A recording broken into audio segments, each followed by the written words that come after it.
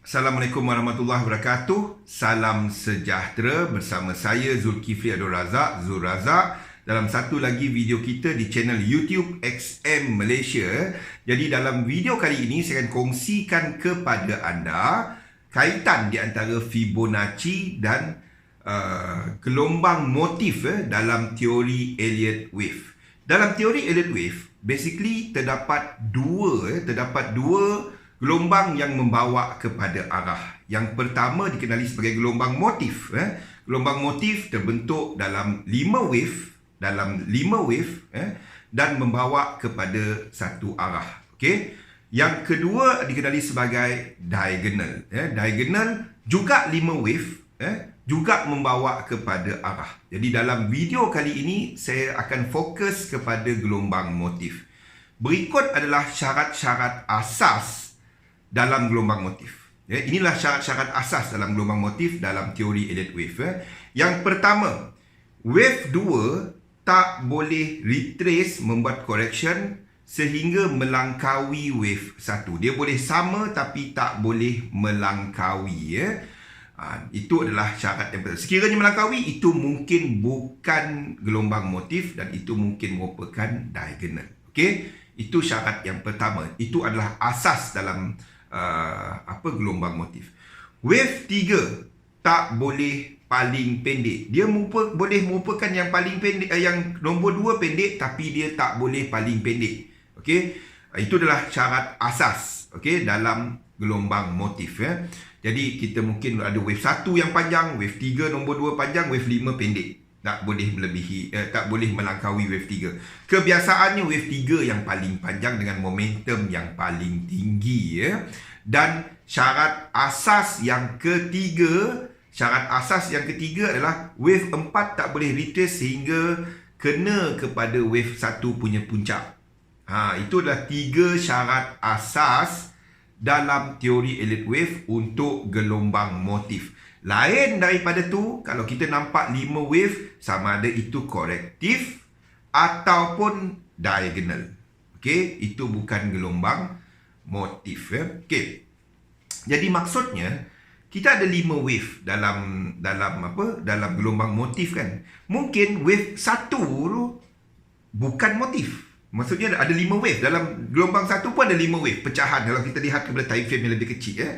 Jadi di situ mungkin berlaku leading diagonal, okey, ataupun dekat wave 5 berakhir dengan ending diagonal. Tapi wave 3 dia kena motif wave. Apa-apa hal pun wave 3 kena motif wave. Ingat yang tu. Okey, apa kaitan dia dengan Fibonacci? Okey, ni berikut adalah kaitan Fibonacci dengan gelombang motif dalam teori Elliott Wave.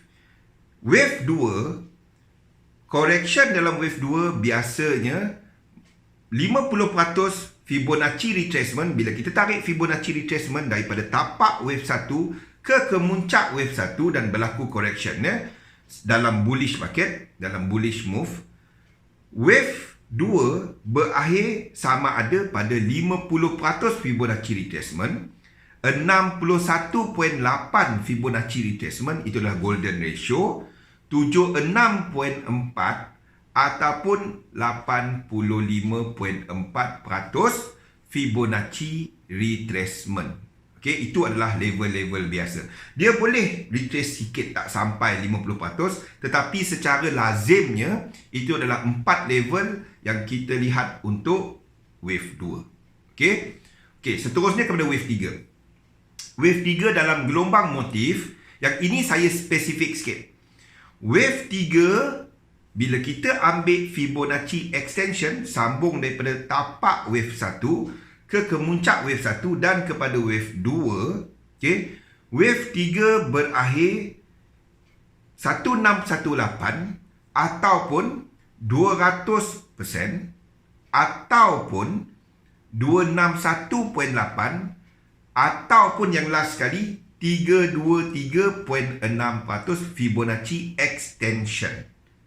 Itu sifat wave 3. Dia boleh pergi lebih-lebih lagi, tapi ini adalah yang lazim. Ini adalah yang lazim. Okey. Jadi 161.8, apa-apa hal pun wave 3 Dalam gelombang motif 1618. Saya spesifik sikit dalam penggunaan Fibonacci dan Elliott Wave ya. Okey, 1618 itu paling minimum dia, ataupun 200, ataupun 261.8, ataupun 323.6. Itu adalah 4 level yang biasanya untuk wave 3 berakhir ya. Okey, dan diikuti oleh wave 4. Okey, wave 4 biasanya adalah satu retracement yang shallow. Di mana maksudnya cetek. Okey, bila kita ada satu pergerakan bullish dan wave 3 habis dan berlaku retracement dalam wave 4. Wave 4 lazimnya habis dekat 14.6 Fibonacci retracement bila kita tarik daripada tapak wave 2 daripada tapak wave 3 kepada kemuncak wave 3 kalau dalam bullish market, dan wave 4 berakhir dalam 14.6, okey, 23.6 ataupun 38.2% Fibonacci retracement. Okey, dia tidak melebihi 50%. Apa jadi kalau dia lebih daripada 50%? Saya tak akan tandakan dia sebagai wave 4. Saya akan tandakan dia mungkin sebagai wave 2, kita ada satu extension dan lain-lain. Okey, saya tak akan tandakan dia sebagai wave 4. Okey. Dan seterusnya kepada wave 5. Wave 5 ada 3 cara untuk nak tahu dia berakhir kat mana. Okey, yang pertama lazimnya wave 5 sama panjang dengan wave 1. Itu yang pertama. Okey, kalau kita ambil panjang wave 1, itu adalah wave 5 punya panjang. Okey.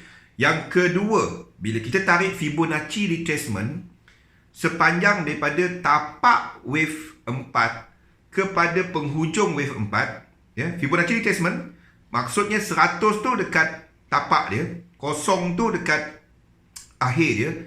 Wave 5 berakhir di antara 123.6 ke 161.8% Fibonacci retracement. Itu kaedah kedua untuk mengira wave 5. Dan kaedah ketiga adalah apabila kita tarik Fibonacci extension daripada tapak wave 1 kepada wave 3 dan balik kepada wave 4, wave 5 berakhir dekat 61.8% Fibonacci extension. Itu 3 cara untuk mengira wave 5. Jadi itu dia tadi kaitan antara Fibonacci dan gelombang motif dalam teori Elliott Wave. Kalau anda nak ikut lebih banyak lagi video-video seperti ini, ya, jangan lupa untuk like dan subscribe kepada channel YouTube XM Malaysia. Berjumpa dalam video lain, insyaAllah. Assalamualaikum warahmatullahi wabarakatuh. Salam sejahtera.